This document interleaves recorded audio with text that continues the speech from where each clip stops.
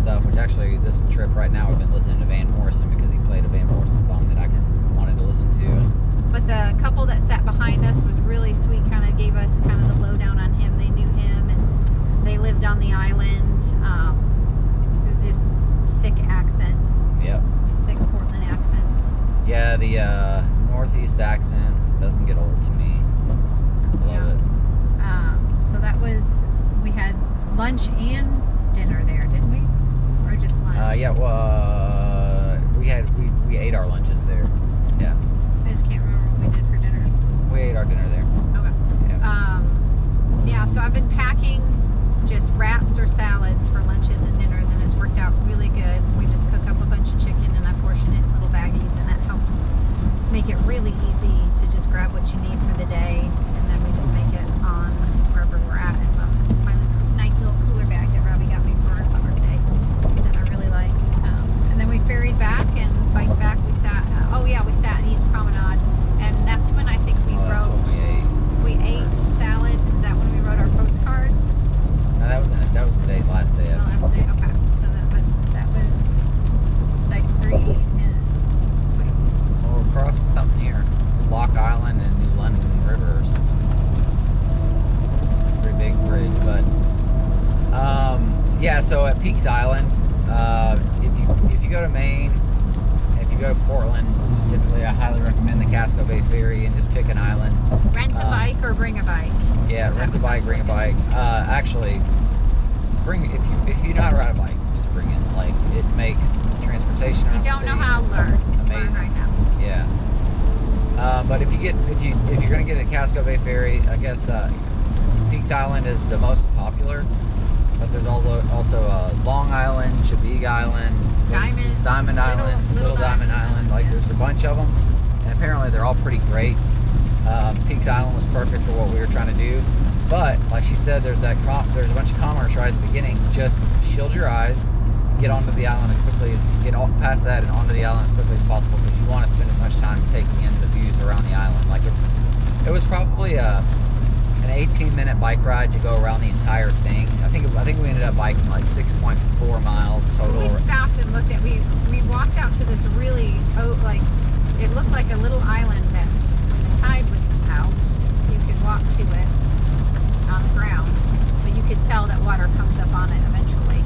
We walked out, and then behind it, and the water's just like hitting these huge rocks. It's like the Little Mermaid scene, like every 2 seconds, and water spraying up. And we just sat there on the rocks and just listened and just kind of took in. It was a beautiful sight. Yeah. So just get to the sites at Peaks Island that aren't the spendy buy things areas, because it's beautiful. So we finished up the day there. I think we just went back that night. I think we ended up going to Walmart or something that night. We had actually a really good phone conversation with Donovan and Lauren. We did. It's always a blessing to talk to them. And then on day, now we're on 5. Yeah. Day 4 or 5, I think. The 25th. Woke up and site number, are we on site number 5? Site number 4, I think. I think it's 5. Niagara Sunset, Biddeford, Peaks. And then so site number 5 is lobstering. With or Lucky. Lobster fishing with Lucky Catch Cruises. Yeah, the cool thing about going down there is right across the street, there's the Holy Donut, which makes the Maine potato donut. And so we had to try that because they love it. Yeah, we saw potato and thought Aubrey, and saw donut and thought me. So let's just put our hands together and make a potato donut. And we got the cannoli one. I wanted to try the maple bacon and the dark chocolate coconut were the other 2 that I wanted to try. But we just got one and split it, and it was really good. So now when I say I love potatoes and people ask, well, how do you like them best prepared, I can add donut to that list. Either mashed, au gratin, fried, now donuted.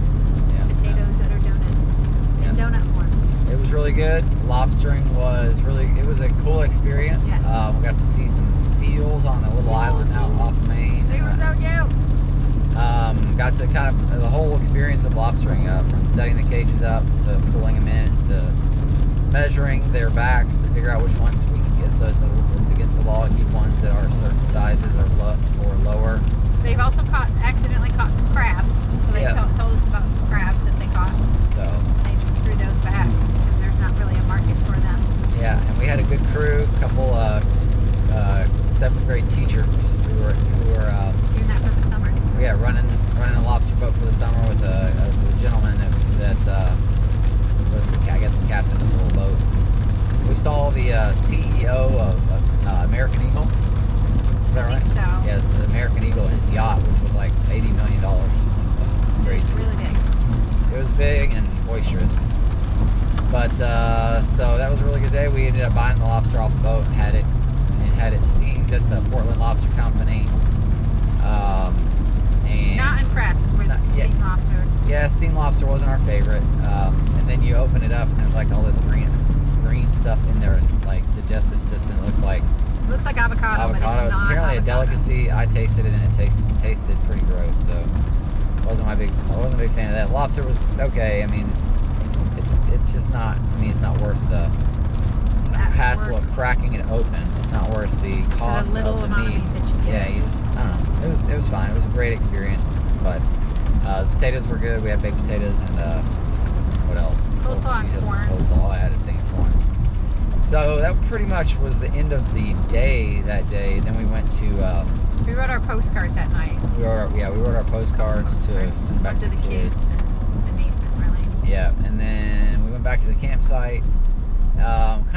Kind of wanted to pack things up a little bit, but also the sun finally came out, so we tried to finally get our main sunset. We hustled down to what Aubrey was talking about earlier, the Shaker Pond, which is actually a big giant lake. It was pretty cool. There's four young boys fishing, and then there was a motorboat out there pulling a tuber, and it was just kind of a peaceful little time as the sunset. And we did get our main sunset a little bit late, I think. Like we didn't get a great sunbeams off the water or anything, but it was pretty.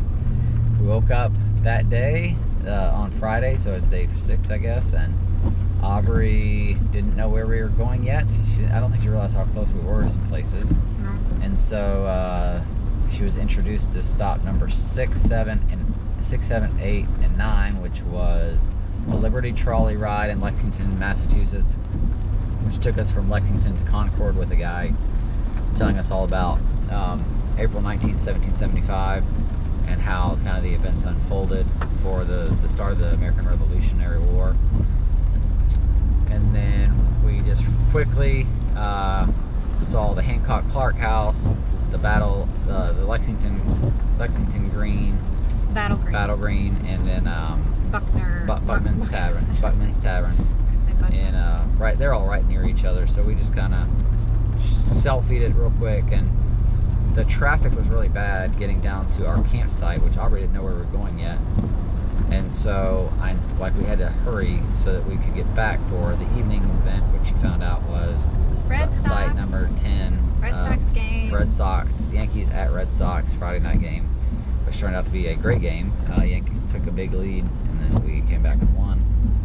And then, even though Judge hit at 475, yeah, he's 470 or 75 foot home run right over our heads. Right over our heads, right out of the park. Yeah, it was crazy. Got that. And Jiren Duran threw us a ball that probably almost dropped, but we got it. Yeah, one of the most embarrassing moments of my life. Yeah. He threw a ball that hit me in the hands, but I got lost in the lights, and so when it hit my hands, it kind of fell out and then almost went over the wall. But there was enough of the wall about this wide that I was able to snatch it real quick. Yeah. So I got a baseball. We had a Fenway Frank. Yeah, we had a Fenway Frank that night. That was site number 11. Yeah. And just an overall great night. I mean, we just love the city of Boston.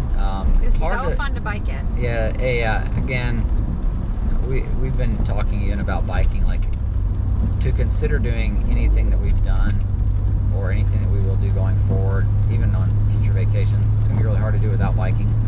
We'll have to figure out how we can swing it with kids, especially one that doesn't know how to ride a bike yet. But